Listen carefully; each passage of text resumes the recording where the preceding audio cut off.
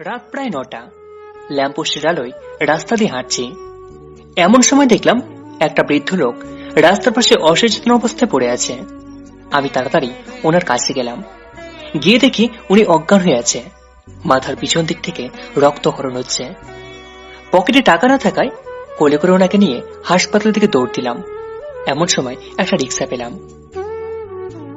মামা কোথায় যাবেন? বাবা, এই লোকটাকে রাস্তায় পড়ে থাকতে দেখলাম। কাছে এসে দেখি মাথার পিছন দিক দিয়ে রক্ত বেরোচ্ছে, অজ্ঞান হয়ে পড়ে আছে। রিক্সায় উঠেন, তাড়াতাড়ি হাসপাতালে নিয়ে যেতে হবে। মামা, আমার পকেটে টাকা নেই। আরে মামা, টাকা সারা জীবন কামাইছি, টাকার থেকে একটা মানুষের জীবন বাঁচানো বেশি দরকার। আপনি উঠেন। তারপর রিক্সায় উঠে লোকটাকে হাসপাতালে নিয়ে গেলাম। এমার্জেন্সিতে পাঠিয়ে আমি বাইরে বসে রইলাম। রিক্সাওয়ালা চলে গেল। এবার চলুন আপনাদের পরিচয়টা দিয়ে নিই। আমি জুয়েল, অনার্স শেষ করে বেকার করছি। বাবা মায়ের একমাত্র সন্তান, বাসা ফেনীতে। কিন্তু আমি বাসা থেকে পালিয়ে ঢাকা চলে আসছি। এবার হয়তো ভাবছেন একটা ছেলে হয়ে কি করে বাসা থেকে পালাতে পারলাম। চলেন সেই ঘটনাটা আপনাদেরকে শেয়ার করি। মধ্যবিত্ত পরিবারের ছেলে আমি। বাবার একটা দোকান ছিল, ওটা দিয়ে কোনো মতে সংসার চলতো। আমি অনেকবার বাড়ি থেকে বের হয়ে যেতে চেয়েছিলাম, কিন্তু বাবার একটাই কথা, পড়ালেখা করলে বাইরে থেকে করতে হবে, দূরে গিয়ে করার দরকার নেই। বাইরে থাকলে নাকি আমি খারাপ হয়ে যাব। বাবাদের এক চাচাতো ভাইয়ের মেয়ের সাথে আমার নাকি বিয়ে ঠিক করেছে। কারণটা হচ্ছে ওনারা ছোটবেলায় নাকি অনেক ক্লোজ ফ্রেন্ড ছিল। সেই হিসেবে আমার আর ওনার বিয়ে ঠিক করেছে সেই ছোটবেলা থেকে, কিন্তু সেটা আমি জানতাম না। আজকে সকালে আমি বাড়ি থেকে বের হয়ে বাজারে কিছুক্ষণ আড্ডা দিলাম, এরপর বাড়িতে যাচ্ছি। এমন সময় আমার বন্ধু আইমানের সাথে দেখা। তুই এত বড় বেঈমান কখনো ভাবিনি। মানে কি? বাহ, এবার তো দেখছি তোকে মনে হয় বুঝাতে হবে। যেভাবে বলছিস হয়তো তুই কিছু জানিস না। দোস্ত, আমি সত্যি কিছু জানি না। চুপ থাক শালা। বিয়ে করবি সেটাও আমাকে বললে কি হতো। বিয়ে? কার বিয়ে? হয়েছে, আর ঢং করতে হবে না, যা এইখান থেকে। আইমান আমাকে কিছু বলতে না দিয়ে সোজা হাঁটা দিল। আমি আবুলের মতো দাঁড়িয়ে রইলাম। তারপর আমিও হাঁটা দিলাম। বাড়ির কাছে স্বপ্নম ভাইয়ের দোকানে সামনে যাওয়ার সাথে সাথে আমার এক ছোট্ট ভাই শাওনের সাথে দেখা। কি জুয়েল ভাই, আপনি এখানে? তো কোথায় থাকতাম? আরে মিয়া, বিয়ের আগে কেউ এমন ঘোরাঘুরি করে? একটু রেস্টে থাকতে হয়। বিয়ে মানে? কার বিয়ে? আরে তোমার বিয়ে তুমি জানো না? জানলে কি তোকে জিজ্ঞাসা করি কার সাথে বিয়ে? লিজা আপুর সাথে। কি? ওই মুটকির সাথে? শামীম চাচার মেয়ের সাথে। হায় আল্লাহ, উঠিয়ে নাও আমাকে। ছোটবেলায় ওই মুটকিকে কত কোলে নিয়েছি, এখন নাকি তার সাথে আব্বা আমার বিয়ে ঠিক করেছে। এবার বাচ্চা কাচ্চা হলে সবাই বলবে তোর বাপ তোর মাকেও কোলে নিয়েছে, এখন তোরে নিচ্ছে। না, এটা কিছুতে মেনে নেওয়া যায় না। জুয়েল, তুই এক গ্লাস পানিতে ডুব দিয়ে মারা যা, তবুও এই বিয়েটা করিস না। আচ্ছা শাওন, আমার আব্বারে দেখেছিস? ডেকোরেশনের মাল নিয়ে বাড়ির দিকে গেছে। আচ্ছা তুই যা, পরে কথা হবে। আমি তাড়াতাড়ি বাড়ির দিকে হাঁটা দিলাম। বাড়িতে গিয়ে আমার মাথায় যেন আকাশ ভেঙে পড়ল। আসলে আবার বিয়ে ঠিক করেছে, অথচ একবারও আমাকে জানালো না। আপা দেখছি এটা ওটা নিয়ে অনেক ব্যস্ত। আমি সোজা আম্মুর কাছে গেলাম। আম্মু, এসব কি? দেখতেছিস না তোর বিয়ে? আমার বিয়ে, অথচ আমাকে জানালে না? সবকিছু জানতে হবে কেন তোর? দেখো আম্মু, আমি বিয়েটা করবো না। সেটা তোর বাবাকে বল, আমাকে বলে কোনো লাভ নেই। এরপর বাবার কাছে গেলাম। আব্বা, এগুলো কি হচ্ছে? আব্বু, তোমার বিয়ের অনুষ্ঠানের পূর্ব প্রস্তুতি নেওয়া হচ্ছে। এই আব্বা, আপনি কি পাগল হয়েছেন? আমার বিয়ে ঠিক করেছেন আর আমাকে একবার বললেনও না। মুরব্বীদের কাজ মুরব্বীরাই করছে, তোমাকে বলার কি আছে? আব্বা, আমি এই বিয়ে করবো না, আপনি এগুলো বন্ধ করেন। করবি না মানে? তুই করবি, তোর বাপও করবে। যা এখান থেকে। সালা, কেন যে ঘরে জন্ম নিলাম কে জানে। আমার কথার কোনো দামই নেই ওদের কাছে। তাড়াতাড়ি ওই মুটকির কাছে গেলাম। বাহ, ফকিনি বিপ্লবী জনতা নিয়ে বসে ভাষণ দিচ্ছে আর হাসছে। আমি যাওয়ার পর মুটকি ছাড়া বাকি সবাই রুম থেকে বের হয়ে গেল। ওই মুটকি, সমস্যা কি তোর? হ্যাঁ, দেখেন জুয়েল ভাই, আমাকে মুটকি বলবেন না। একটু পর আমি আপনার বউ হব। আরে রাগ তোর বউ, ফকিন্নি তোর মতো মুটকিকে বিয়ে করবে। আমি মরে গেলেও তো করবো না। আমার আব্বা আর তোমার আব্বা সব আগে থেকে রেডি করে রাখছে। এখনো সময় আছে, মুটকি বিয়েটা বন্ধ কর, না হলে তোর প্রতিদিন মারের উপর রাখবো। তোর এই হাতির মতো শরীরটা মেরে মেরে কমিয়ে দেবো বলে দিলাম।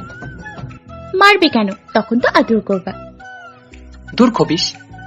এই কথা বলে মুটকির ওখান থেকে চলে আসলাম, গিয়ে রুমে দরজা বন্ধ করে বসে রইলাম। কি করব কিছুই মাথায় আসছে না। দুপুরবেলা আম্মু আমার রুমে আসলো। খেতে আয়। খাবো না, যাও এখান থেকে।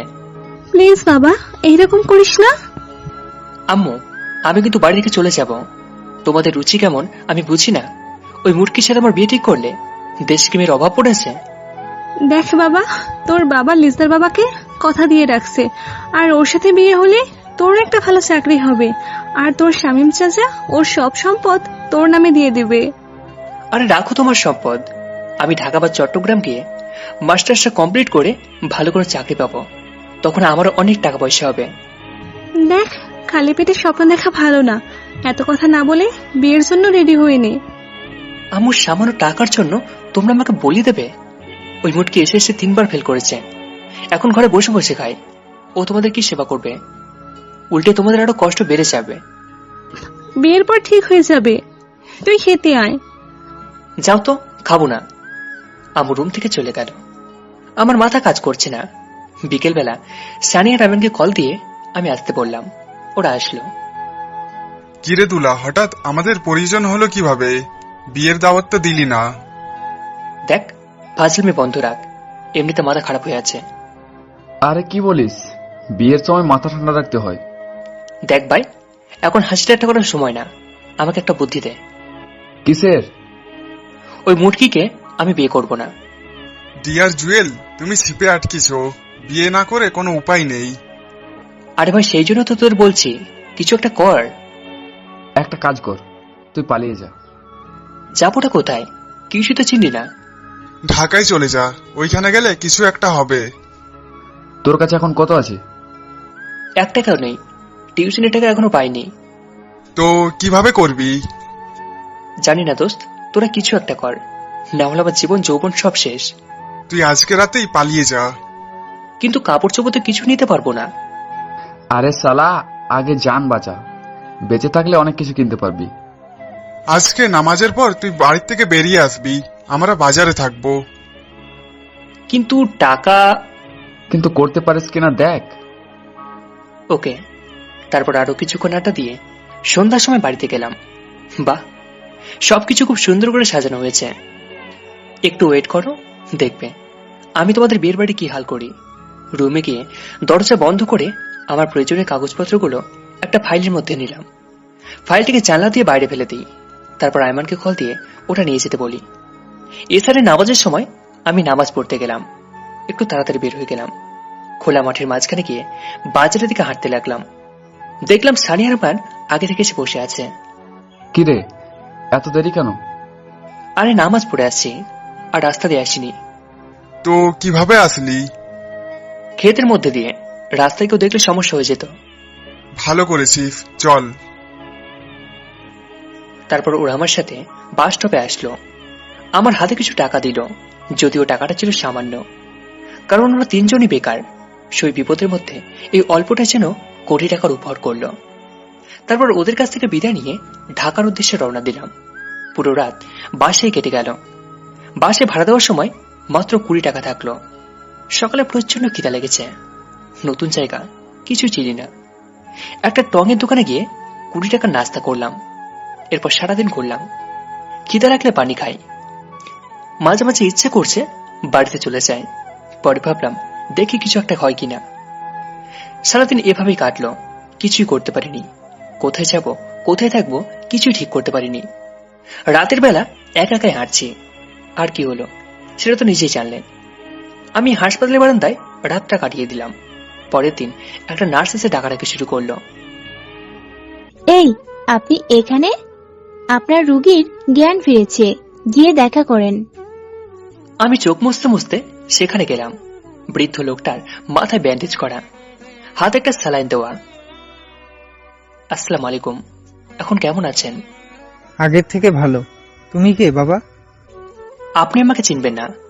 গতকালকে আপনাকে রাস্তার পাশে অজ্ঞান অবস্থা পড়ে থাকতে দেখেছি, তারপর হাসপাতালে নিয়ে আসি। গতকাল রাতে চলে যেতাম, কিন্তু ডাক্তার দেয়নি টাকা পরিশোধ করা ছাড়া। লোকটি আমার দিকে তাকিয়ে একটা হাসি দিল, তারপর ব্যাগ থেকে একটা কাগজ নিয়ে সেটাতে সাইন করে দিল। আমার জন্য তো অনেক কিছু করলে, লাস্ট একটা কাজ করবে? জি বলুন। এই চেকটা নিয়ে একটু ব্যাংকে যাও, টাকাগুলো নিয়ে আসো। তারপর টাকাগুলো নিয়ে ব্যাংক থেকে তুলে আনলাম, এরপর ওনার হাতে দিলাম। উনি হাসপাতালের সব খরচ দিয়ে আমার ওনার সাথে যাওয়ার জন্য বলল। আমারও কোনো কিছু চেনা জানা নেই, তাই ওনার সাথে ওনার বাসায় গেলাম। অনেক বড় সুন্দর একটা বাড়ি, কিন্তু বাসায় কেউ নেই। ভিতরে গেলাম, তারপর ওনাকে নিয়ে দোতলায় গেলাম। মনে হয় দোতলায় ওনার রুম। তিনি আমাকে একটা রুম দেখিয়ে দিলেন, সেখানে নিয়ে গিয়ে ওনাকে শুয়ে দিলাম। তারপর একটা চেয়ার নিয়ে গিয়ে ওনার পাশে বসলাম। আচ্ছা, একটা কথা বলি, যদি কিছু মনে না করেন। আরে না, কি মনে করব, তুমি বলো। এত বড় বাড়ি, কিন্তু কাউকে দেখছি না। আপনি কি একাই থাকেন নাকি? সে অনেক বড় কাহিনী, শুনতে গেলে তোমার অনেক সময় নষ্ট হবে। সমস্যা নেই, বলেন। আমার তেমন কোনো কাজ নেই। ছোটবেলায় অনেক গরিব ছিলাম, অনেক কষ্টে একটা ব্যবসা শুরু করি। সেই থেকে আজ একটা কোম্পানির মালিক। ছেলেকে উচ্চশিক্ষিত করার জন্য ইংল্যান্ড পাঠালাম, লন্ডনে পড়ালেখা শেষ করে। অনেক বড় একজন ব্যবসায়ীর মেয়েকে বিয়ে করলাম, সেও আমার মতো অনেক টাকার মালিক। বাংলাদেশে ওদের ভালো লাগে না, আমি একাই ব্যবসা দেখাশোনা করি, আর ওদের জন্য প্রতি মাসে টাকা পাঠাই। একটা নাতনি আছে, সেও সেখানে থাকে। জানো বাবা, টাকা পয়সা মান ইজ্জত সব আছে, শুধু মনে শান্তি নেই। তো আপনার স্ত্রী কোথায়? ছেলেটাকে জন্ম দেওয়ার সময় ওর মা মারা যায়, পরে ওর কথা চিন্তা করে আর বিয়ে করিনি। মনে মনে ভাবলাম, গরিব হলেও অনেক ভালো রেখেছে আল্লাহ। অট্টালিকা, টাকা পয়সা আর অর্থ সম্পদের মাঝে যে প্রকৃত সুখ নেই, সেটাই বৃদ্ধকে না দেখলে হয়তো বুঝতে পারতাম না। শেষ বয়সে কোথায় ছেলে মেয়েরা তাকে দেখবে, তা না করে উল্টে সে ছেলে মেয়েদেরকে টাকা পাঠাতে হচ্ছে বিদেশে। তো গতকালকে কি হলো? আপনি রাস্তায় পড়ে রয়েছিলেন কেন? ব্যাংক থেকে টাকা উঠাচ্ছিলাম ছেলেকে পাঠানোর জন্য। ব্যাংকের সামনে থেকে কিছু ছেলে আমার পিছু করে, তারপর যখন আমি হাঁটা দিলাম, ওরাও পিছু পিছু আসতে লাগলো। যখন রাস্তার মোড়ে আসলাম, তখন সবাই আমার উপর ঝাঁপিয়ে পড়ে, ব্যাগটা নেওয়ার জন্য টানাটানি শুরু করে। আমি যখন দিচ্ছিলাম না, তখন মাথায় আঘাত করে টাকাগুলো নিয়ে যায়। ভাগ্যিস তুমি ছিলে, না হলে হয়তো এতক্ষণে আমার অন্য কিছু হয়ে যেত। আমি কিছু না বলে চুপ হয়ে আছি। এমন সময় বৃদ্ধ বলল, আমি একা একা সব বলছি, তুমি তো তোমার সম্পর্কে কিছুই বললে না। নাম কি, কোথায় থাকো, কি করো? জি, আমার নাম জুয়েল। আপাতত বেকার, বাবা মা গ্রামে থাকে। পড়ালেখা কতটুকু? বৃদ্ধ হয়তো আমাকে তার বাসায় চাকরি দিতে পারে, তাই বললাম, বেশি না, 6ষ্ঠ শ্রেণী পর্যন্ত। টাকার অভাবে বাবা মার পড়াতে পারিনি। তো এখন কি কাজ করো? কিছুই না, চাকরি খুঁজছি। তোমার হাতে ওটা কিসের ফাইল? এখানে আমার কিছু প্রয়োজনীয় কাগজপত্র আছে। আচ্ছা ঠিক আছে, আপনি থাকেন, আমি গেলাম। এই নাও, টাকাগুলো তোমার কাছে রাখো। ধন্যবাদ। আমি কারোর উপকার করে তার বিনিময় নিই না। এগুলো আপনার কাছে রেখে দিন, আমি আসি। বের হয়ে দরজা পর্যন্ত আবার চলে গেছি। এমন সময় বৃদ্ধ আবার ডাক দিল। এই শোনো। জি, আর কিছু বলবেন? তুমি তো চাকরি খুঁজছো, তাই না? চাইলে আমার এখানে কাজ করতে পারো। কি কাজ? ড্রাইভিং করতে পারো? পারি, বাট লাইসেন্স নেই। ওকে, লাইসেন্স আমি বানিয়ে দেব। তোমার কোনো আপত্তি না থাকলে আমার ড্রাইভার হয়ে থাকতে পারো। আচ্ছা ঠিক আছে। বেতন কত দিতে হবে? যা ইচ্ছে দিন। আচ্ছা, নিচে গাড়ি রাখার ঘরের পাশে ওখানে একটা ঘর খালি আছে, তুমি ওখানে থাকবে। আচ্ছা। ওকে, যাও, তুমি গিয়ে ফ্রেশ হও। আর এই নাও, তুমি মনে হয় জামা কাপড় নিয়ে আসোনি, নতুন জামা কাপড় কিনে নিয়ে আসো। ওকে, যাচ্ছি। আচ্ছা শোনো, আমার নাতি থেকেও নেই, তুমি আমাকে দাদা বলে ডেকো, আমি খুশি হব। ওকে দাদা। তারপর টাকাগুলো নিয়ে মার্কেটে গেলাম। বাসা থেকে অল্প দূরে মার্কেট। হেঁটে হেঁটে গেলাম, কিছু জিনিস কেনাকাটা করার পর বাসায় চলে আসলাম। তারপর দাদার কাছ থেকে ঘরের চাবিটা নিয়ে ভিতরে গেলাম। মনে হয় অনেক বছর কেউ থাকে না, তাই ময়লা জমে আছে। আমি ভিতরে গিয়ে সবকিছু পরিষ্কার করলাম। তারপর গোসল করে দাদার কাছে গেলাম। দাদা, আসতে পারি? আসো। দাদা, এখন কি খাবেন? কাজের বুয়া আছে, ও রান্না করছে, একটু ওয়েট করো। আচ্ছা, ঠিক আছে। আমি আবার নিচের রুমে চলে গেলাম। আয়মানকে কল দিলাম। দোস্ত, কি অবস্থা? কিরে, এটা কার নাম্বার? আমার আগের সিমটাতে আব্বু বারবার কল দিচ্ছে, তাই সিমটা চেঞ্জ করে ফেলেছি। ও শালা, তুই চলে যাওয়ার পর থেকে মুটকির বাপ আর তোর বাপ আমাকে আর সানিকে গাছে বেঁধে পিটিয়েছে। হুম, দোষ করলাম আমি আর মার খাচ্ছিস তোরা? Very interesting. শালা হাসবি না, এখনো শরীর ব্যথা করছে। সমস্যা নেই, মাঝে মধ্যে মার খাওয়া ভালো, এতে করে শরীরে চর্বি কমে। এখন বল, সবকিছু ঠিকঠাক আছে কিনা? কি ঠিক থাকবে, তোর আম্মু কান্না করছে আর মুটকিও নাকি বারবার বেহুশ হয়ে যাচ্ছে। আচ্ছা, তুই আমাকে গোপনে আমার কথা বলিস। তুই এখন কোথায়? কিছু খেয়েছিস? আরে বেটা, আমার কপাল খুলে গেছে, চাকরি পেয়েছি, অনেক বড় লোক। বাসায় শুধু দাদা থাকে, ছেলে মেয়ে সবাই লন্ডনে থাকে। আরে কি বলিস, এখন আমিও চলে আসি, চাকরি পাবো? একজনে দেখে তোর হিংসে হচ্ছে, তাই না? আরে বেটা, ভালো চাকরি পেলে তোকে আর শানিকেও নিয়ে আসবো, টেনশন করিস না। থ্যাঙ্কস দোস্ত। থ্যাঙ্কস পরে দিস, এখনো চাকরি দেখিনি। একটু তাড়াতাড়ি করিস। ওকে, রাখি। কল কেটে দিয়ে রান্নাঘরে গেলাম। তারপর সবকিছু খাবার নিয়ে দাদুর রুমে গেলাম। ওনার খাওয়া শেষে ওনাকে মেডিসিনগুলো খাইয়ে দিয়ে আমিও খেয়ে নিলাম। বিকেলবেলা গাড়ি করে বের হলাম। বাহ, গাড়িটাও সুন্দর, টাকা থাকলে যে হয় আর কি। গাড়ি বের করে পরিষ্কার করলাম। দাদুর কাছে গেলাম। দাদু, একটা কথা বলার ছিল। বলো, অনুমতির কি আছে? বাসার সামনে যে টবগুলো আছে, ওগুলোতে কোনো ফুল নেই কেন? আপনি যদি অনুমতি দেন তাহলে কিছু ফুল গাছ লাগাতাম। বাহ, এ তো ভালো কথা। আগে ওখানে অনেক ফুল গাছ ছিল, যত্নের অভাবে মারা গেছে। তুমি যত্ন করতে পারলে ফুলের চারা নিয়ে আসো। ওকে দাদু। তারপর অনেকগুলো ফুল গাছের চারা নিয়ে আসলাম, সবগুলো টবে লাগালাম, বাসার ছাদেও লাগালাম। এই বাসায় আসার পর থেকে একদিনও গাড়ি চালাইনি, শুধু বাসার কাজ করি, যেমন বাজার করা, দাদুর সেবা করা, মাঝে মাঝে ঘরও ঝাড়ু দিতে হয়। এভাবে কিছুদিন গেল। দাদু মোটামুটি সুস্থ। সেদিন সকালে আমি ঘুম থেকে উঠে ব্রাশ করতে করতে ফুল গাছে পানি দিচ্ছি, এমন সময় দাদু ডাক দিল, জুয়েল, এই জুয়েল। জি দাদু, কিছু লাগবে? কি করছো? এই তো পানি দিচ্ছি। আচ্ছা, ফ্রেশ হয়ে রেডি হয়ে নাও, অফিসে যেতে হবে। ওকে। তারপর মোটর বন্ধ করে গোসল করে ফ্রেশ হয়ে রেডি হলাম। আজকে প্রথম অফিস যাচ্ছি। দাদু এসে গাড়িতে বসলো। আমি আল্লাহর নাম নিয়ে স্টার্ট দিলাম। খুব কেয়ারফুলি চালাতে লাগলাম। উনি পথ দেখাতে লাগলো আর আমি সেই অনুসারে চলতে লাগলাম। প্রায় 20 মিনিট পর অফিসের সামনে গেলাম। আমি দাদাকে নামিয়ে দিয়ে বাইরে বসে রইলাম। দুপুরবেলা উনি বের হলো। তারপর আমি ওনাকে নিয়ে আবার বাসায় আসলাম। উনি বলে দিলেন এবার থেকে প্রতিদিন অফিসে যাওয়া আসা লাগবে। আমি হ্যাঁ সূচক মাথা নাড়ালাম। পরের দিন আবারও দাদুকে নিয়ে অফিসে গেলাম। উনাকে নামিয়ে দিয়ে আমি গাড়ি নিয়ে একটা কলেজে গেলাম। মাস্টার সে ভর্তির ব্যাপারে কথা বললাম। সবকিছু ঠিকঠাক করে আবার অফিসের সামনে আসলাম। তারপর ওনাকে নিয়ে বাসায় গেলাম। এভাবেই দিন যাচ্ছে। আমিও মাস্টার্সে ভর্তি হলাম। প্রথম মাস শেষে বেতন পেলাম 15,000 টাকা। টাকাগুলো হাতে পেয়ে অনেক আনন্দ হতে লাগলো। জীবনের প্রথম ইনকাম। আম্মুকে কল দিলাম।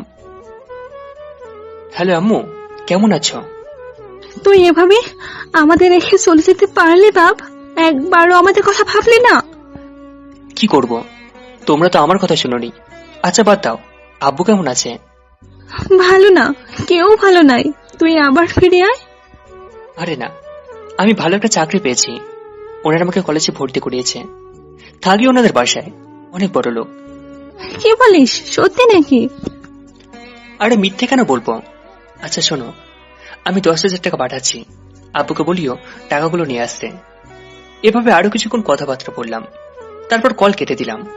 সানিয়া রায়মানকেও 2,000 টাকা দিলাম। বাকি 3,000 টাকা বই কিনলাম। পরের দিন শুক্রবার ছিল।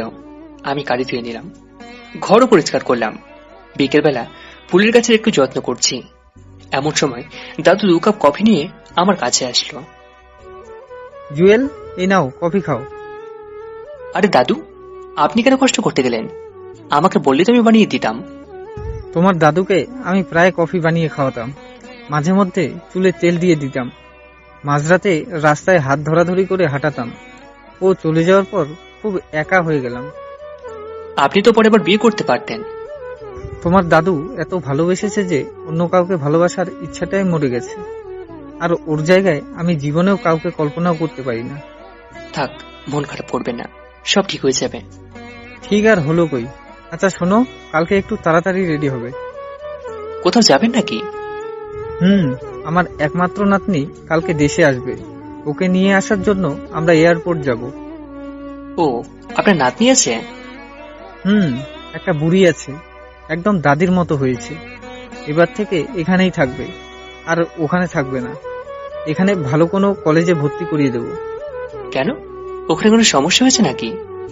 না, আমি অসুস্থ শুনে তাই চলে আসছে, আর কোম্পানির দায়িত্ব ওর হাতেই দিয়ে দেব। ও আচ্ছা, সমস্যা নেই, আমি সকাল সকাল রেডি হয়ে যাব। তারপর দাদুর সাথে আরো কিছুক্ষণ কথা বললাম। রাতে খেয়ে ঘুমিয়ে পড়লাম। পরের দিন তাড়াতাড়ি ঘুম থেকে উঠলাম, নামাজ পড়ে আসলাম। তারপর গাড়ি ধুয়ে মুছে নিলাম। রেডি হয়ে দাদুর জন্য বসে আছি। অনেকক্ষণ পর উনি বের হলো। আমি গাড়ির দরজা খুলে দিলাম, উনি বসলো। তারপর এয়ারপোর্টের দিকে রওনা দিলাম। 1 ঘন্টা পর এয়ারপোর্টে গেলাম। আমি গাড়ির কাছে দাঁড়িয়ে আছি, আর দাদু ভিতরে গেল। কিছুক্ষণ পর দাদুর হাত ধরে একটা পরী বের হয়ে আসলো। আমি দেখে হাঁ করে তাকিয়ে আছি। আমি ভেবেছিলাম আমার থেকে বড় হবে বা বিয়ে হয়ে গেছে। এখন তো দেখি পুরো উল্টো, জিন্স প্যান্ট পরা, দেখতে একটু অন্যরকম লাগছে। দাদু ওকে নিয়ে আমার সামনে আসলো।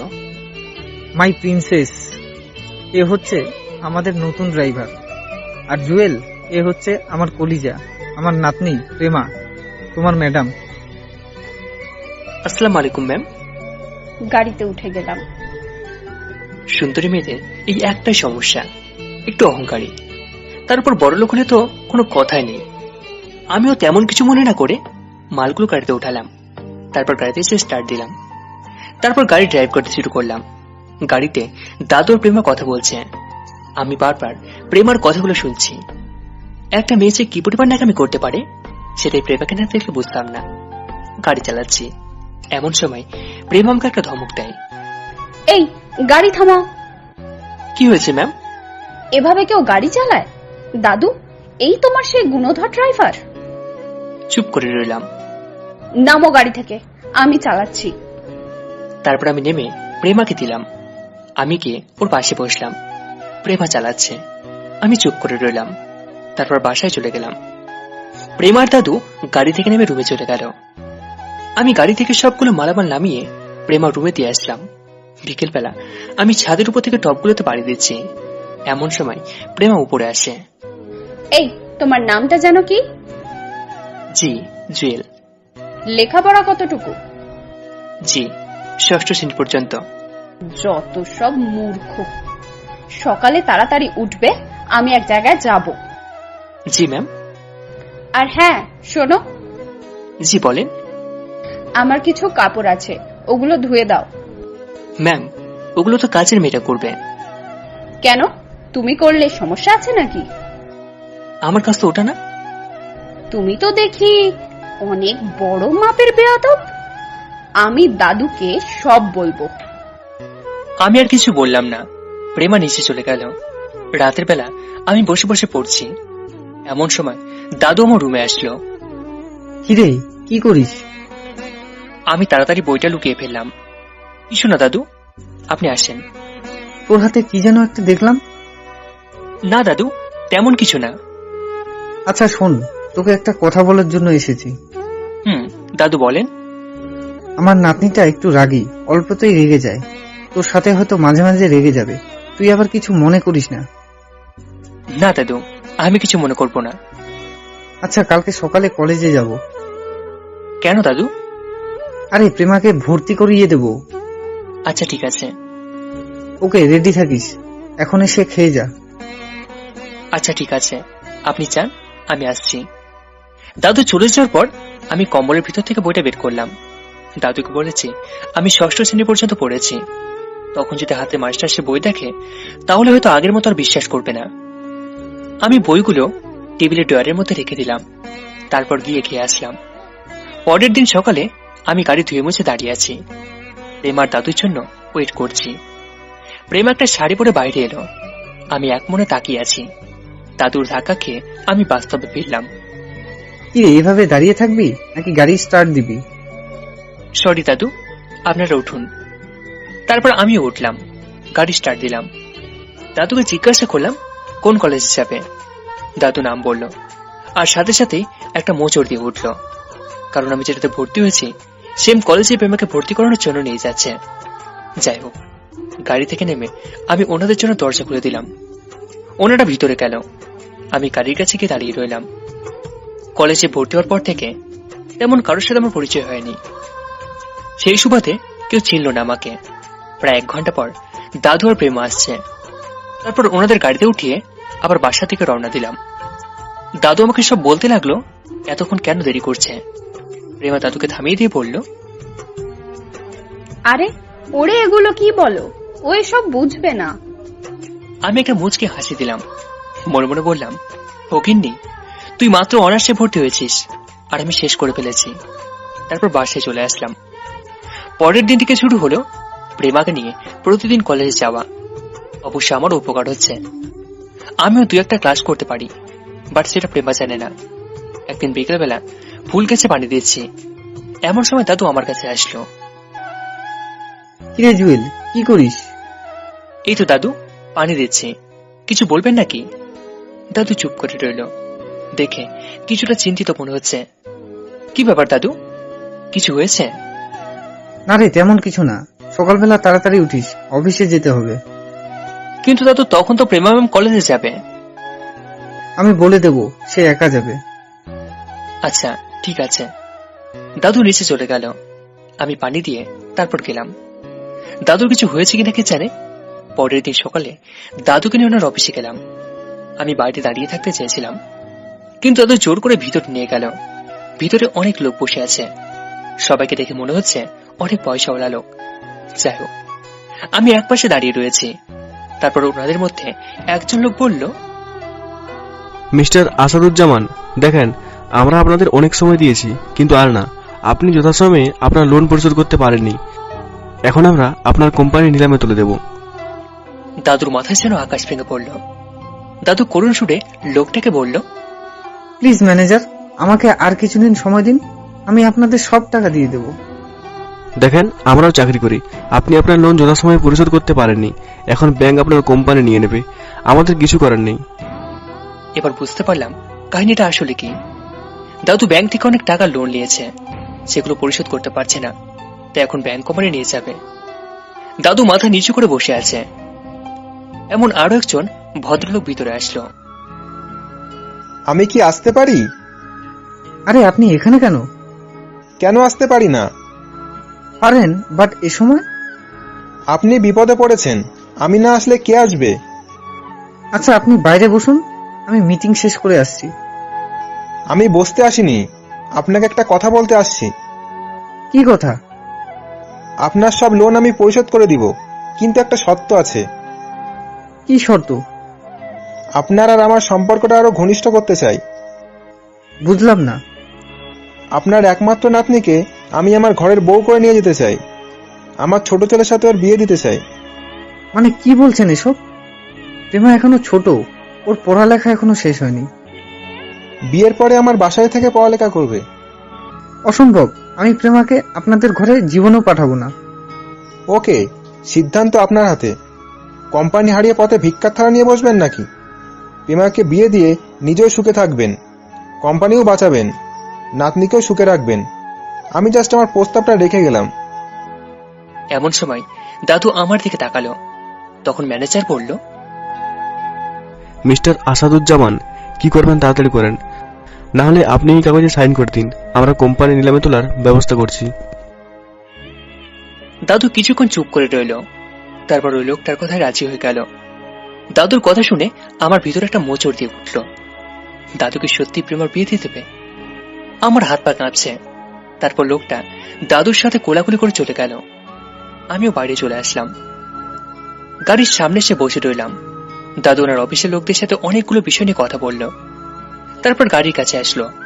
আমি দাদুকে গাড়িতে উঠিয়ে স্টার্ট দিলাম। তারপর বাসার দিকে রওনা দিলাম। রাস্তায় দাদুর সাথে আর কোনো কথা হয়নি। বিকেলবেলা আমি ছাদের এক কোণে বসে রইলাম। আব্বু আম্মুর কথা খুব মনে পড়ছে। ইচ্ছে করছে উড়ে চলে যায় তাদের কাছে। এমন সময় কেউ পিছনে একজন কাঁধে হাত রাখে। পিছনে তাকাতে দেখি দাদু। আরে দাদু, আপনি? তোর কি মন খারাপ? না দাদু, কিছু বলবেন? না, কি বলবো? আপনার কি মন খারাপ? না, ঠিক আছে। কোনো সমস্যা না থাকলে আমার সাথে শেয়ার করতে পারেন। বিয়ের কিছুদিন পর আমার দাদু ওর বাবাকে জন্ম দিয়ে আমাকে একা রেখে চলে গেছে। ছোট ছেলেটার দিকে তাকিয়ে আর বিয়ে করিনি। যদি সৎমা ওর ঠিকমতো খেয়াল না রাখে। বাবা মা আত্মীয় স্বজন সবাই অনেক রিকোয়েস্ট করেছে দ্বিতীয়বার বিয়ে করার জন্য, কিন্তু করিনি। ছোটবেলা থেকেই ওকে বাবা মায়ের আদর দিয়ে বড় করলাম। কখনো মায়ের অভাব বুঝতে দিইনি। যত বড় হচ্ছিল তত সে খারাপের দিকে যাচ্ছে। নেশাপান করে সে একদম খারাপ হয়ে গেছে। পড়ালেখার নাম করে বিদেশ চলে যায়। সেখানে গিয়েও একই অবস্থা, কোনো পরিবর্তন হয়নি। নিজের ইচ্ছে মতোই বিয়ে করে। আমাকে একবার জানানোরও প্রয়োজন মনে করেনি। তারপরও আমি হাসি মুখে গ্রহণ করে নিলাম। ওদের কোলজুড়ে একটা ফুটফুটে পরি আসলো। নাম রাখলাম প্রেমা। প্রেমা একদম ওর দাদির মতো হয়েছে। বাপ মায়ের সাথে কোনো মিল নেই। পড়ালেখা, খাওয়া দাওয়া এসব নিয়ে ওর লাইফ। শুধু একটু রাগী। প্রেমার বাবার জন্য টাকা পাঠাতে পাঠাতে আমার কোম্পানির অবস্থা খুব খারাপ। পরে কোম্পানির কর্মচারীদের বেতন দেওয়া পসিবল হচ্ছিল না। সেজন্য ব্যাংক থেকে অনেক টাকা লোন নিয়েছিলাম। সেগুলো এখন সুদে আসলে প্রায় 3 গুণ হয়েছে। সেজন্য ব্যাংক এখন কোম্পানি নিলামে তুলে দিচ্ছিল। এমন সময় আমাদের জাতশত্রু শরীফ আসে। ওর সাথে ব্যবসা নিয়ে অনেক আগে থেকেই আমাদের রেষারেষি চলছে। সে এখন আমাকে সাহায্য করতে চায়, বাট সেটা প্রেমার বিনিময়ে। অর্থাৎ প্রেমাকে তার ছেলের বউ করে নিয়ে যেতে চায়। কোনো উপায় না দেখে আমি রাজি হয়ে যাই। এখন ভাবছি আমি আমার কলিজাকে ছাড়া কিভাবে থাকব। আজকে কোম্পানি রক্ষার জন্য আমি আমার নাতনিকে বলি দিচ্ছি। দাদু, কাঁদবেন না। একদিন না একদিন তো প্রেমাকে অবশ্যই বিয়ে দিতে হবে। তাই বলে এত তাড়াতাড়ি? আমি প্রেমাকে আমার কাছে রাখার জন্য নিয়ে এসেছি, কিন্তু এখন তো তার উল্টো হয়ে গেছে। প্রেমা ম্যাম কি জানে? না, কি করে ওকে বোঝাবো বুঝতে পারছি না। সে কি রাজি হবে? আপনি সব বুঝিয়ে বলেন, ঠিক রাজি হবে। দেখি কি করা যায়। তারপর দাদু নিচে চলে গেল। আমি আরো কিছুক্ষণ বসে নিচে চলে গেলাম। রাতের বেলা আমি রুমে বসে আছি। এমন সময় সানি কল দিয়েছে। কি রে জুয়েল, কি অবস্থা? আছি দোস্ত, তোর কি অবস্থা? ভালো। তোর তো কোনো খোঁজ খবর নেই রে, ভুলে গেলি নাকি? আরে না, বল তোর কি অবস্থা? আছি। তোর আম্মু অসুস্থ, বিকেলে গিয়েছিলাম। তুই কি বাড়িতে আসতে পারবি? না রে দোস্ত, কিছু হয়েছে আম্মুর? শরীর দুর্বল মনে হয়। তুই টাকা পাঠা, ভালো ডাক্তার দেখাতে হবে। আচ্ছা, পাঠাবো। তারপর সানির সাথে আরো কিছুক্ষণ কথা বলে কলটা কেটে দিলাম। মায়ের জন্য মন খারাপ লাগছে। আমি বসে আছি। এমন সময় দাদু আসলো। কিরে, কি করিস? কিছু না দাদু, আসেন। কালকে একটু তাড়াতাড়ি উঠিস। কোথাও যাবেন নাকি? আমি যাব না, প্রেমা যাবে। কালকে ওর আব্বু আম্মু আসছে। ও তাই নাকি? তো হঠাৎ করে ওনারা চলে আসছেন যে? প্রেমার বিয়ের কথা ওদেরকে বলেছি, তাই কালকেই আসছে। ও আচ্ছা। আচ্ছা থাক, আমি প্রেমার কাছে যাচ্ছি। দাদু কিছু মনে না করলে একটা কথা বলতাম। আরে বল। বাড়ি থেকে কল আসছিল, আম্মু নাকি খুব অসুস্থ, ডাক্তার দেখাতে হবে। ও, তোর তো এই মাসে বেতন দেওয়া হয়নি। আচ্ছা, কালকে সকালে মনে করে আমার থেকে নিয়ে যাস। ওকে দাদু। দাদু চলে গেল। আমি বই বের করে কিছুক্ষণ পড়ালেখা করলাম, তারপর খেয়ে দিয়ে ঘুমিয়ে গেলাম। পরের দিন আমি গাড়ি ধুয়ে মুছে ফ্রেশ হয়ে গাড়ির সাথে হেলান দিয়ে দাঁড়িয়ে আছি। এমন সময় দেখলাম প্রেমা ম্যাম আসছে। আমি গাড়ির দরজা খুলে দিলাম, কিন্তু তিনি কেমন অদ্ভুত ভাবে যেন তাকালো। আচ্ছা, আমাকে একটা কথা বলতো। কি ম্যাম? তোরে দেখলে ড্রাইভার মনে হয় না কেন বলতো? ড্রাইভার মনে না হলে কি মনে হয় আপনার? মনে হয় তুই গাড়ির মালিক। আমি কিছু না বলে হাসছি। ওই, এত হাসার কি আছে? গাড়ি স্টার্ট দে। আমি কিছু না বলে গাড়ি স্টার্ট দিলাম। তারপর এয়ারপোর্টে গেলাম। কিছুক্ষণ পর প্রেমার আব্বু আম্মু আসলো। আমি সালাম দিলাম। প্রেমাকে জড়িয়ে ধরলো। তারপর প্রেমা নিচে ড্রাইভ করে বাসার মধ্যে নিয়ে আসলো। আমি মালামালগুলো গাড়িতে তুললাম, আবার নামালাম। রাতের বেলা আমি পড়ছি, এমন সময় প্রেমা মোবাইলে কথা বলতে বলতে নিচে চলে আসলো। আমাকে দেখে ভূত দেখার মতো তাকিয়ে রইল। তারপর থেকে ভিতরে আসার আগেই আমি আমার বাইকটা রেখে একটা গল্পের বই নিয়ে বসে আছি। কি রে, কি করিস? তোর হাতে বই কেন? এমনি পড়তে চাইছিলাম, কিন্তু পারছি না। ও আচ্ছা, থাক। আচ্ছা ঠিক আছে। প্রেমা চলে গেল। হাফ ছেড়ে বসলাম। যদি আমার হাতে মাস্টার্সের বই দেখতো, নিশ্চয় একটা টাস্কি খেত। আমি আরো কিছুক্ষণ পরে ঘুমিয়ে গেলাম। পরের দিন উঠে নামাজ পড়ে ছাদে গিয়ে ফুলের টবে পানি দিচ্ছি। এমন সময় প্রেমার আব্বু আসে। আসসালামু আলাইকুম আঙ্কেল। ওয়ালাইকুম সালাম। কি করো? এই তো ফুলের কাছে পানি দিচ্ছি। এগুলো কি তুমি লাগিয়েছো? জি। ভালো হয়েছে। কালকে তো ব্যস্ত ছিলাম, তোমার সম্পর্কে কিছুই জানা হয়নি। এমনিতে বাবার মুখে তোমার কথা অনেক শুনেছি। তোমার নামটা যেন কি? জি, জুয়েল। ও, তোমার বাবা মা গ্রামে থাকে? জি, ওনারা গ্রামে থাকে। আমিও গ্রামে থাকতাম আগে। ও আচ্ছা, তো লেখাপড়া কিছু করেছো নাকি? না, তেমন করিনি। ষষ্ঠ শ্রেণী পর্যন্ত করেছি। আচ্ছা শোনো, প্রমার বিয়ে সম্পর্কে তো তোমাকে বলা হয়েছে, তাই না? জি, দাদু বলেছে। ও তাহলে তো ভালো। আচ্ছা শোনো, আমরা কিছুক্ষণ পর শপিং করতে যাব। ছেলেপক্ষও আসবে, তুমি গাড়ি নিয়ে নিচে থাকো। জি অবশ্যই। তারপর আরো কিছুক্ষণ কথা বলে উনি নিচে চলে গেলেন। আমার পানি দেওয়া শেষ, গাড়ি ধুয়ে নিলাম। তারপর নিচের রুমে চলে গেলাম। ফ্রেশ হয়ে নাস্তা করে নিলাম। বাইরে গাড়ির সামনে এসে দাঁড়ালাম। এমন সময় দাদু কল দিল। দাদু বলো। একটু আমার রুমে আয় তো। আচ্ছা আসছি। তারপর দাদু রুমে গেলাম। দেখলাম উনি মন খারাপ করে বসে আছে। দাদু, আপনি ঠিক আছেন? চুপ করে আছি। কি ব্যাপার দাদু, কিছু বলছেন না যে? তোমার জন্য খারাপ লাগছে রে। আমার নাতনিটা বুঝি আমাকে ছেড়ে চলে যাবে। আরে আজব তো, আপনি মন খারাপ করছেন কেন? মেয়ে মানুষ, একদিন না একদিন ঠিকই পুরুষের পাশে চলে যেতে হবে। এটা তার আসল ঠিকানা নয়, স্বামীর বাড়ি তার একমাত্র ঠিকানা। আর দাদু, এখন আপনার উচিত প্রেমাকে হাসি মুখে বিদায় দেওয়া। ঠিক বলছিস। আচ্ছা এই নে ধর তোর এই মাসের বেতন। টাকাগুলো নিলাম। কিছুক্ষণ পর সবাই বের হবে, গাড়ির কাছেই থাক। হ্যাঁ চোখ মাথা নাড়লাম। তারপর নিচে চলে আসলাম। আম্মুকে কল দিলাম। হ্যালো আম্মু, কেমন আছো?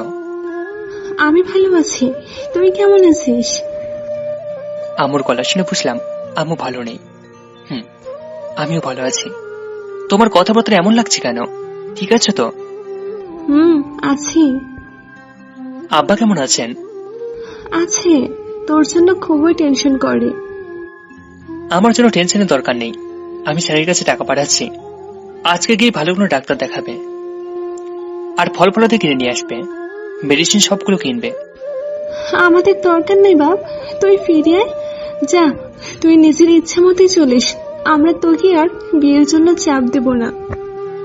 আচ্ছা, সেটা পরে দেখা যাবে। এখন চাকরি ছেড়ে আসা সম্ভব না। এই কথা বলে কলটা কেটে দিলাম।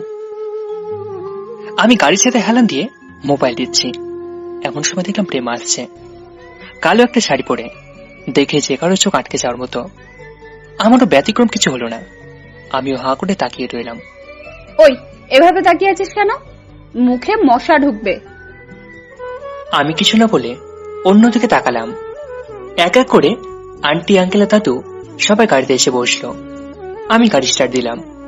গন্তব্য শপিং মলে যাব। প্রায় 30 মিনিট পর শপিং মলের সামনে গেলাম। ছেলেপক্ষ সেখানে ছিল। তারপর সবাই একত্রে ভিতর দিকে যাচ্ছে। আমি গাড়ির কাছে গিয়ে দাঁড়িয়ে রইলাম। কিরে, তুই দাঁড়িয়ে আছিস যে?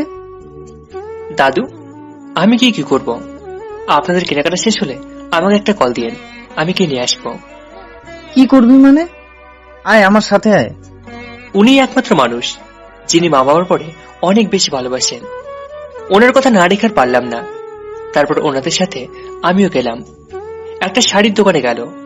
একের পর এক শাড়ি দেখছে, কিন্তু কিছুতেই ওনাদের শাড়ি পছন্দ হচ্ছে না।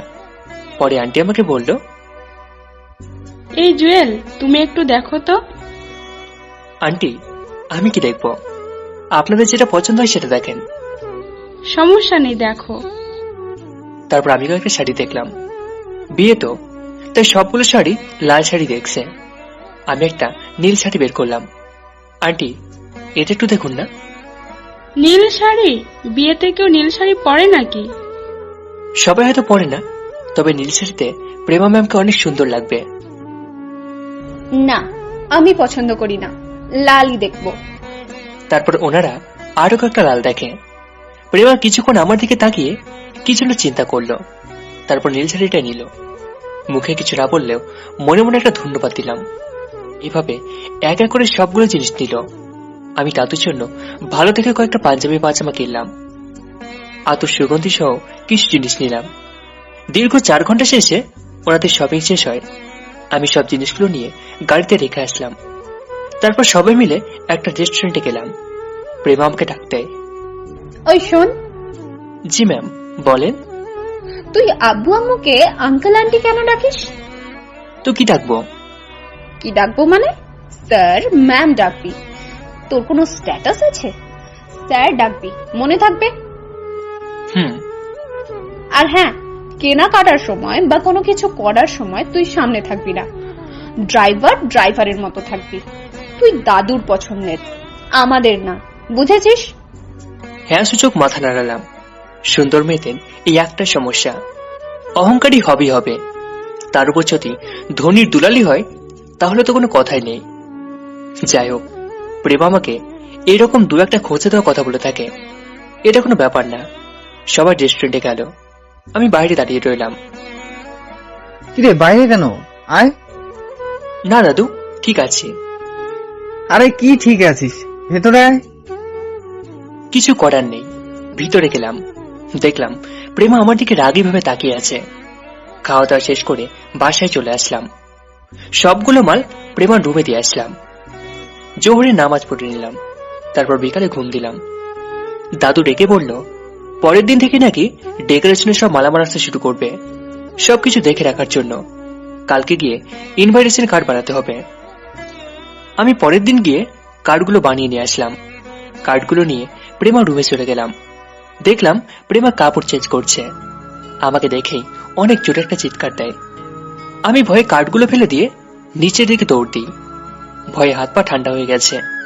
না জানি আজকে আমার কপালে কি আছে। কিছুক্ষণ পর প্রেমা নিচে চলে আসলো। ওই ছোট লোকের বাচ্চা, তোর এত বড় সাহস, আমি চেঞ্জ করার সময় আমার রুমে যাস? সরি ম্যাম, আমি ইচ্ছে করে যাইনি। আমি তো কার্ডগুলো দিয়ে আসতে গিয়েছিলাম। রাখ তোর সরি, ক্ষেত কোথাকার। আর যাতে তোকে আমার চোখের সামনে না দেখি। কিছু না বলে দাঁড়িয়ে রইলাম। প্রেমা চলে গেল। যাক বাবা, বাঁচা গেল। এবার থেকে আর ওর সামনে যাব না। বাইরে দাঁড়িয়ে আছি, এমন সময় দাদু কল দিল। দাদু বলো। উপরে আয় তো। আমি উপরে গেলাম, দেখলাম প্রেমাও দাঁড়িয়ে আছে। দাদু রেগেছেন? শোন, প্রেমা ওর ফ্রেন্ডদেরকে বিয়েতে ইনভিটেশন কার্ড দিতে যাবে, তুই একটু ওকে নিয়ে বের হবি। আমি প্রেমার দিকে তাকালাম, দেখলাম সে এখনো আমার দিকে রাগী ভাবে তাকিয়ে আছে। তারপর আমি হ্যাঁ সূচক মাথা নাড়ালাম। দাদুর কাছ থেকে বিদায় নিয়ে চলে আসলাম। নিচে গাড়িতে এসে বসলাম। একটু পর প্রেমাও আসলো, এসে আমার পাশের সিটে বসলো। এমনিতে ভয় লাগে, তার উপর ও পাশে এসে বসেছে। ম্যাম, কোথায় যাবেন? আগে কলেজে চল। কলেজের কথা শুনে একটা মোচড় দিল। পরিচিত কেউ যদি দেখে বা প্রেমা যদি জেনে যায় আমি ওই কলেজে পড়ি, তার উপর তার উপরের ক্লাসে, দূর, এত ভেবে লাভ নেই। কলেজে আমার কোনো বন্ধু নেই, কারণ ভর্তি হয়ে আমি আর ক্লাস করিনি। মাত্র 2 থেকে 3 দিন করেছি, তাও আবার প্রেমা দেশে আসার আগে। ওই কি হয়েছে, বসে আছিস কেন? Sorry ma'am. এই কথা বলে গাড়ি স্টার্ট দিলাম, তারপর কলেজের দিকে রওনা দিলাম। কিছুক্ষণ পর কলেজের গেটের সামনে গিয়ে দাঁড়ালাম। প্রেমা নামার আগেই আমি নেমে দরজা খুলে দিলাম। ও নেমে হাঁটা দিল, আমি পিছনে আসছি। এমন সময় প্রেমা বলল, ওই তুই কোথায় আসছিস? এখানে থাক। তোর মতো ক্ষেত যদি আমার সাথে যায় তাহলে বন্ধুদের কাছে আমার প্রেস্টিজ কমে যাবে। আমি আর কিছু না বলে গাড়ির কাছে গিয়ে দাঁড়িয়ে রইলাম। অল্প একটু সামনে গেটের পাশে একটা ফুচকার দোকান আছে, ওর ফ্রেন্ডের সবাই আছে। প্রেমা ওদের কাছে গিয়ে হাত মিলালো, তারপর প্রেমাও সেখানে গিয়ে বসলো। বল, তোদের কি অবস্থা? ভালোই। তোর কি অবস্থা? কোনো খোঁজ খবর নেই? আরে অনেক চাপের মধ্যে আছি। ওদের আর আমার মধ্যে বেশি দূরত্ব না থাকায় স্পষ্ট কথাগুলো শোনা যাচ্ছে। তাদের মধ্যে থেকে একটা মেয়ে বলল, ওই ছেলেটা কে রে? আরে বলিস না, শালা একটা ক্ষেত আমার ড্রাইভার। দেখতে তো অনেক স্মার্ট। দোস্ত, আমার সাথে লাইন করিয়ে দে না। তুই পাগল হয়েছিস? ওই ছোট লোকটাকেই তোর পছন্দ হয়েছে? তার উপর পড়ালেখাও নাই। তাতে কি, আমার তো পছন্দ হয়েছে। তুই প্লিজ ব্যবস্থা করে দে না। তাদের মধ্যে থেকে আরেকটা মেয়ে বলল, আরে ওনারা তো কোথায় যেন একটা দেখেছি, ঠিক মনে করতে পারছি না। কোথায় দেখেছিস? মনে পড়েছে, উনি তো আমাদের কলেজেই পড়েন, মাস্টার্সে। আমি যেদিন ফর্ম জমা দিয়েছিলাম উনিও আমার সাথে ফর্ম জমা দিয়েছিলেন। তোর মাথা, ও ক্লাস 5 পর্যন্ত পড়েছে। কিন্তু তাহলে সেদিন... এই বাদ দে তো, সেই কখন থেকে ওর কথা নিয়ে পড়ে আছিস।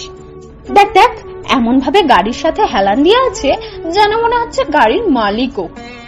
তুই ওরে নিয়ে এত চটে যাস কেন? ওই খবিশটারে দেখতে পারি না। আচ্ছা শোন, যে কারণে তোদের সাথে দেখা করা। এরপর প্রেমা ব্যাগ থেকে কার্ডগুলো বের করে ওদের হাতে দিল। সবাই তো অবাক, সবাই একসাথে অভিনন্দন জানালো। প্রেমা ওদের সবাইকে গাড়ির সামনে নিয়ে আসলো, তারপর আমাকে বলল, ওই গাড়ি স্টার্ট দে। আমি দরজা খুলে দিলাম। ওরা বসার পর গাড়ি স্টার্ট দিলাম। প্রেমার কথা মতো একটা রেস্টুরেন্টের সামনে গেলাম। গাড়িতে প্রেমা আমাকে অনেকভাবে অপমান করেছে, ইংরেজিতে অনেকগুলো গালাগালিও দিল। ও ভাবছে আমি কিছুই বুঝি না।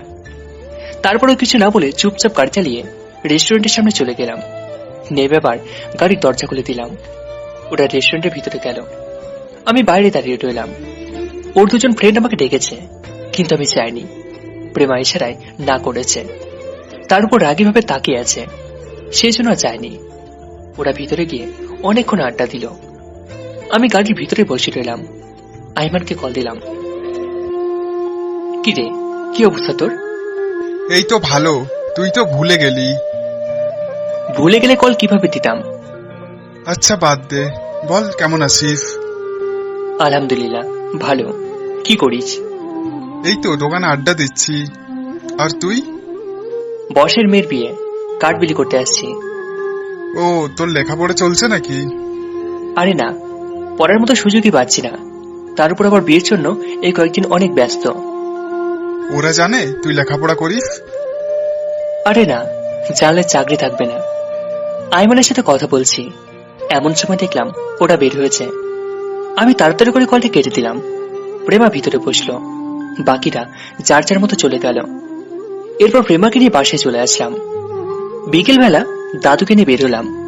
মুরব্বীদের আর আত্মীয় স্বজনদের উনি দাওয়াত দিচ্ছে, আমাকে সাথে নিয়ে যায়। সবার কাছে আমাকে তার নাতি বলে পরিচয় দেয়। ওনার সাথে বের হবার সময় যে কিভাবে চলে যায় টেরই পাওয়া যায় না। এভাবে 2 দিন পর্যন্ত শুধু কার্ড বিলি করলাম। শুরু হলো বিয়ের আয়োজন। এক এক করে ডেকোরেশনের সব মালামাল আসতে শুরু করলো।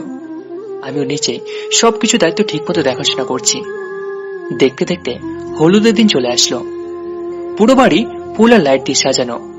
অন্য দিনের তুলনায় দেখতে একটু অন্যরকম লাগছে।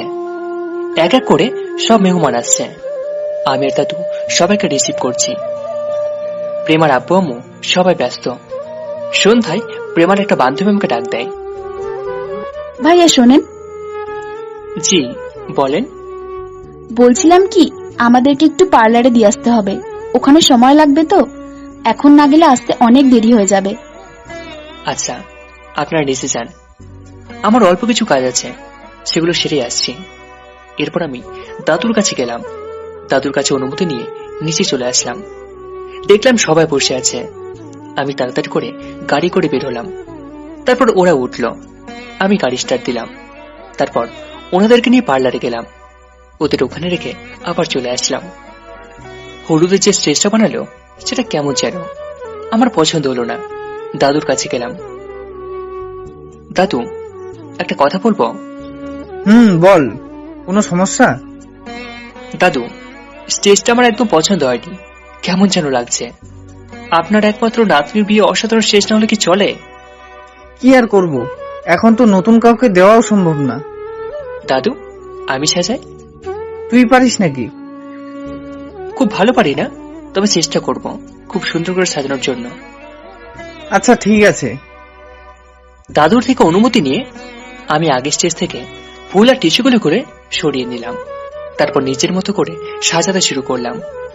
আসলে আগে যখন বাড়িতে থাকতাম তখন আত্মীয় স্বজনদের স্টেজ বা কোনো রিলেটিভদের বিয়ে হলে স্টেজ আমি শাড়ি সাজাতাম। অনেক বন্ধুর ভাই বা বোনের হলুদের স্টেজও আমি সাজিয়েছি, সে থেকে অল্প কিছু অভিজ্ঞতা আছে। সাজাতে শুরু করলাম এক মনে। প্রায় 11টা বেজে গেল সাজাতে সাজাতে। পকেট থেকে মোবাইলটা বের করে দেখি প্রেমা 9টা কল দিয়েছে। মনে হয় ওদের শেষ। আমার একটু ভয় হলো, না জানি কি আছে কপালে। তাড়াতাড়ি কল দিতে যাব, এমন সময় দাদু আসলো। প্রেমা নাকি কল দিয়েছে, তাড়াতাড়ি যাওয়ার জন্য। আমি আর কল না দিয়ে আবার গাড়ি নিয়ে বের হলাম। পার্লারের সামনে গাড়ি নিয়ে দাঁড়ালাম। দরজা খুলে বাইরে আসতেই প্রেমা আমার গালে ঠাস করে একটা চট বসিয়ে দিল। আমি একটু অবাক হলাম। কোনো দোষ ছাড়া এভাবে কেন হাত দিল? শুধু আমি না, প্রেমার বন্ধুগুলো হাঁ করে আমার দিকে তাকিয়ে আছে। ওই ছোট লোকের বাচ্চা, এত কিসের ব্যস্ততা তোর যে আমার কল ধরিস না? সরি ম্যাম, আসলে স্টেজ সাজাচ্ছিলাম তো, তাই আর কি। প্রেমা আর কিছু না বলে গাড়িতে উঠে যায়। ওর বন্ধুগুলো এখনো তাকিয়ে আছে। চড় দিয়েছিস, ভালো কথা, সবার সামনে দেওয়ার কি আছে? গরিব হয়েছিল কি হয়েছে, আমার তো একটা মান সম্মান আছে। যাই হোক, ওর ফ্রেন্ডরা সবাই গাড়িতে ওঠার পর ওদের বাসায় নিয়ে আসলাম। ওরা গাড়ি থেকে নামলো, আমি ওদের নামিয়ে দিয়ে গাড়ি পার্কিং করে রাখলাম। তারপর ভিতরে যাচ্ছি। এমন সময় দেখলাম সবাই স্টেজের সামনে দাঁড়িয়ে আছে। আমাকে দেখে ওর একটা ফ্রেন্ড বলল, ভাইয়া, এটা কি আপনি সাজিয়েছেন? হ্যাঁ সূচক মাথা নাড়ালাম। বাহ, আপনি তো খুব সুন্দর সাজাতে পারেন। আমি কিছু না বলে দাঁড়িয়ে রইলাম। ওরা আবার ভিতরে চলে গেল। দাদুর সাথে দেখা করলাম। অনেক খিদে লেগেছে। সে বিকেল থেকে কাজ করে যাচ্ছি, কিন্তু কিছু খাইনি। গিয়ে বিরিয়ানি খেয়ে আসলাম। তারপর আমার রুমে গেলাম। ফ্রেশ হয়ে বাড়ি আসছি। এমন সময় দেখলাম দাদু একটু ব্যাগ নিয়ে আমার রুমের দিকে আসলো। কিরে তুই এখানে? আমি তোকে খুঁজছি, কলও দিলাম। দাদু গোসল করলাম, মোবাইল টেবিলে ছিল। আচ্ছা শোন, এখানে দুটো পাঞ্জাবি আছে, একটা এখন পরে হলুদে আয়, আর একটা কালকে বিয়েতে গায়ে পরিস। আরে দাদু, এগুলোর কি দরকার ছিল? আমরা সবাই গায়ে দেব, আমার নাতি গায়ে দেবে না, এটা কি করে সম্ভব? এখন হলুদ রঙেরটা গায়ে দিস, নীলটা কালকে দিস। দাদু, বিয়েতে তো কেউ পাঞ্জাবি পরে না। সমস্যা নেই, তুই পরিস, ভালো লাগবে। কিছু না বলে দাদুকে আবার সালাম করলাম। দাদু বুকে জড়িয়ে নিল। এরপর আমি রেডি হয়ে স্টেজের সামনে চলে গেলাম। কিছুক্ষণ পর প্রেমাকে নিয়ে আসা হলো। আমি ওকে দেখে হাঁ করে তাকিয়ে আছি। এমনিতে সুন্দর, কিন্তু আজকে আরো একটু বেশি সুন্দর লাগছে। মনে হচ্ছে কোনো অপসরা। এরকম একটা মেয়ে যদি আমার বউ হতো তাহলে কতই না ভালো হতো। যাই হোক, ও গিয়ে স্টেজে বসলো। একে একে সবাই মিষ্টি খাওয়াচ্ছে, গায়ে হলুদ দিচ্ছে। আমি দাঁড়িয়ে দাঁড়িয়ে সেটা দেখছি, ভালোই লাগছে।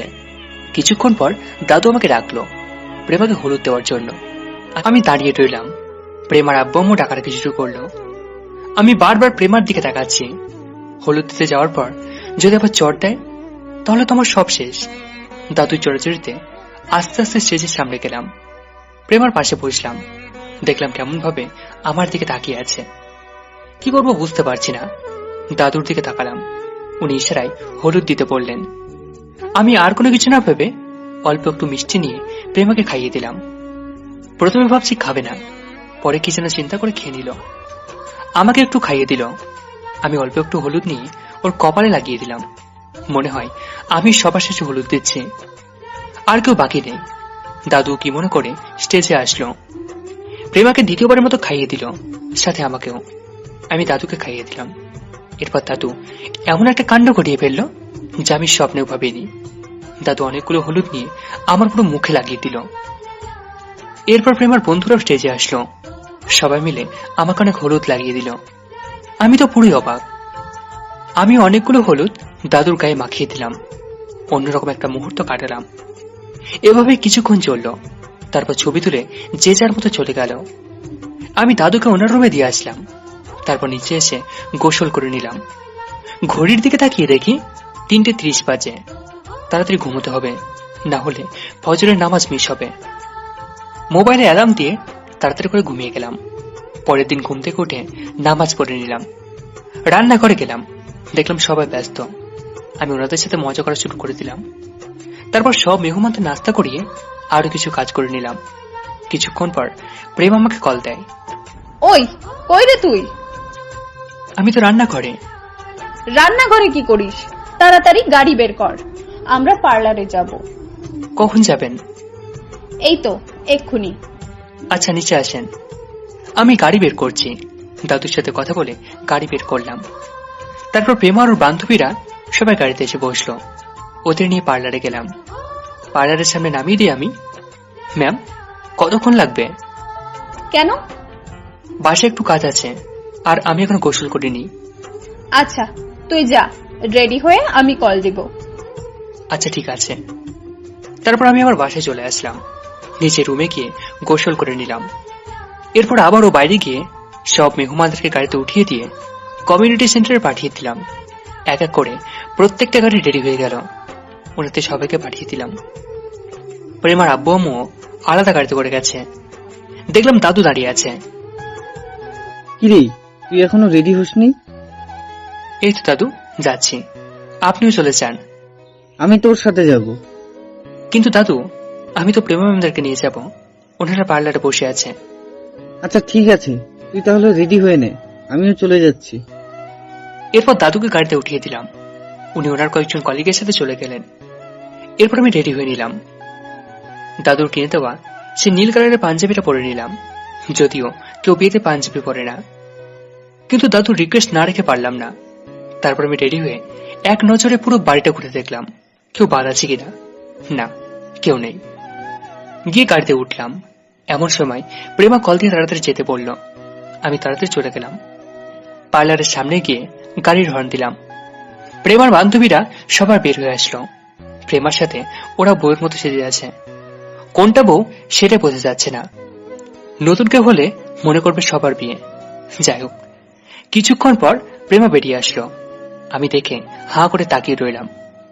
অসম্ভব সুন্দর লাগছে তাকে দেখতে। বিয়েতে সবাই লাল শাড়ি পরে, কিন্তু প্রেমা আমার পছন্দ করে তাও নীল শাড়িটাই পরেছে। মনে হচ্ছে আকাশের কোনো নীল পরে নিচে নেমে এলো। যাই হোক, আমি আর বেশি তাকালাম না, না হলে বা চড় খেতে হবে। আমি গাড়ির দরজা খুলে দিলাম। ওর বান্ধবীরা সবাই উঠল। প্রেমা এসে আমার পাশের সিটে বসলো। আমি গাড়ি স্টার্ট দিলাম। কমিউনিটি সেন্টারের দিকে রওনা দিলাম। গাড়ি চলছে। এমন সময় পিছন থেকে প্রেমার এক ফ্রেন্ড আমাকে ডাক দিল। ভাইয়া, একটা কথা বলতাম। জি বলেন। আপনার কি নীল কালার খুব পছন্দ? কেন বলুন তো? প্রেমার জন্য নীল শাড়ি পছন্দ করলেন, আবার নিজেও নীল কালারের পাঞ্জাবি পরলেন, তাই আর কি।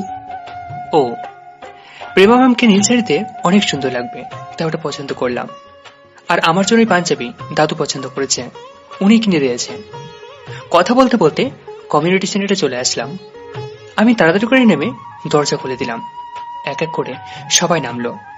তারপর সবাই স্টেজের সামনে গেল। দাদু ডাক দিল। কিরে, আসছিস?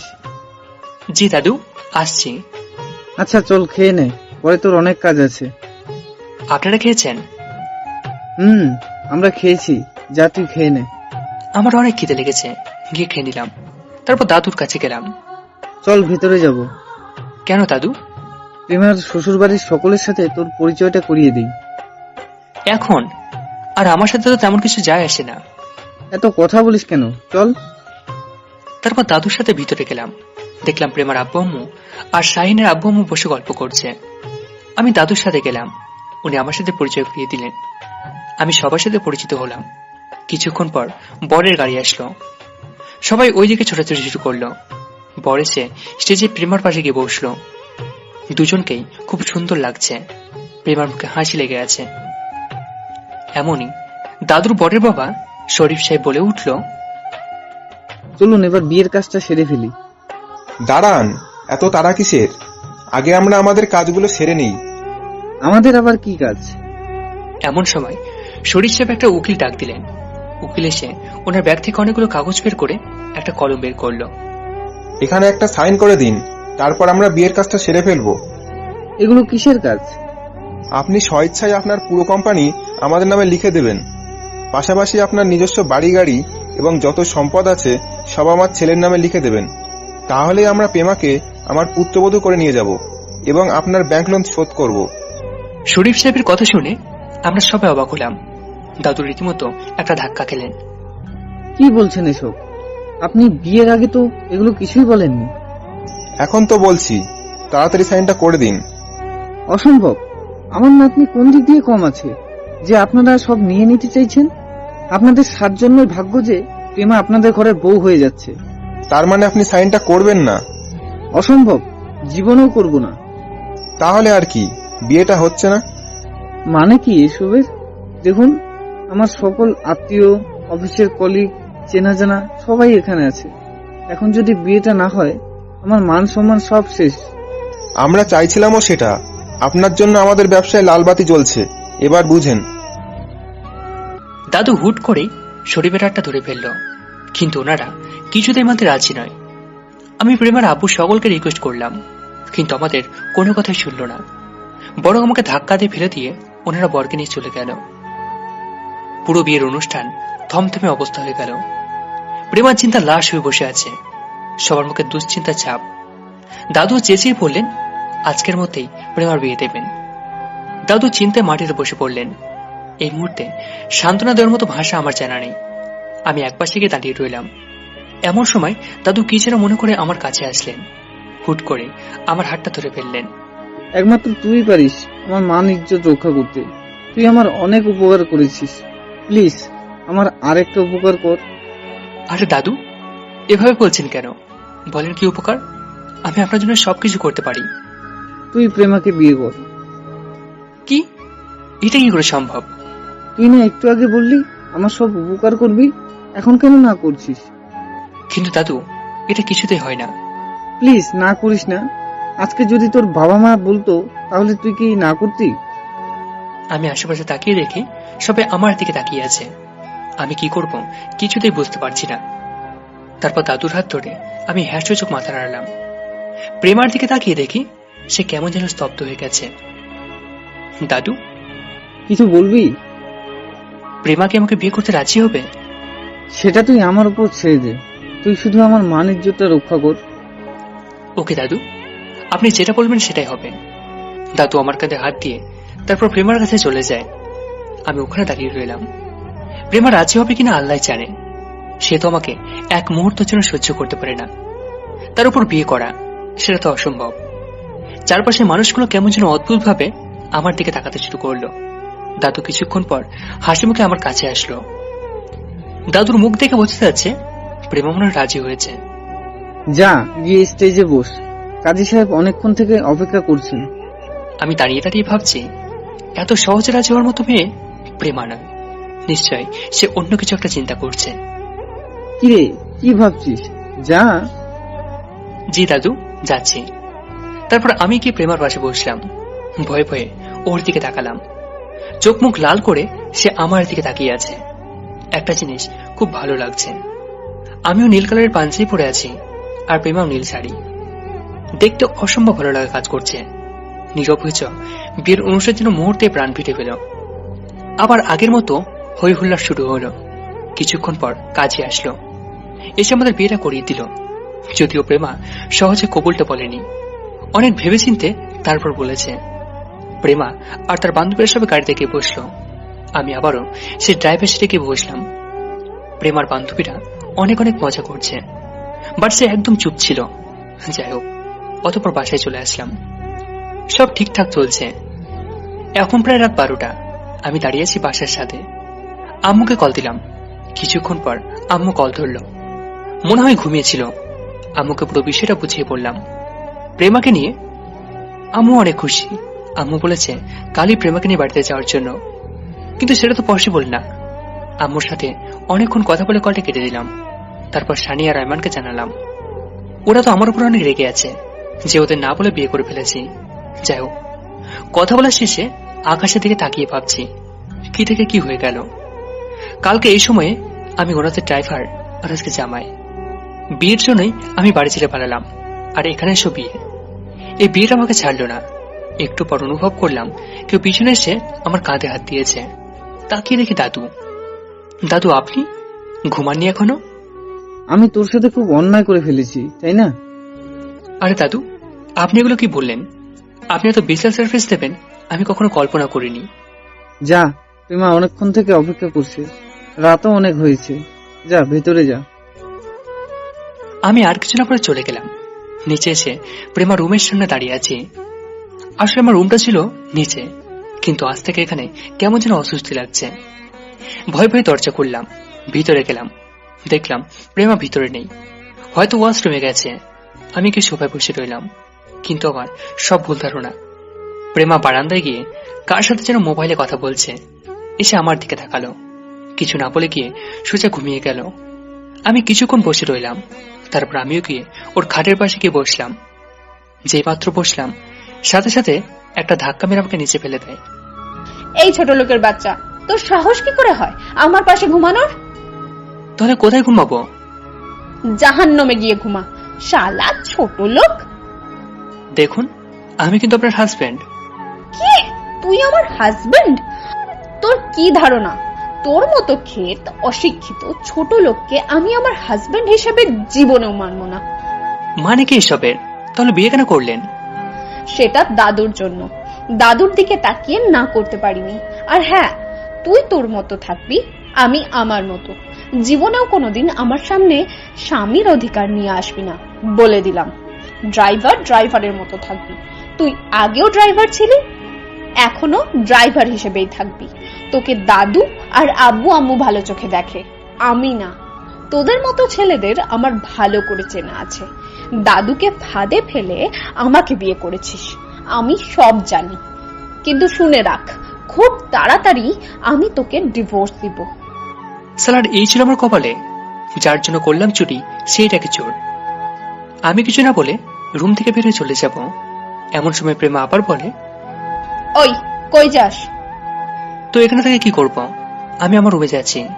ড্রাইভারের জায়গায় যাচ্ছি। না, যাবি না। মানে কি যাব না কেন? তুই যদি এখন ওখানে যাস বা ওই রুমে থাকিস, তাহলে সবাই ভাববে তোর আর আমার মাঝে কিছু হয়েছে। পরে আরো ঝামেলা হবে।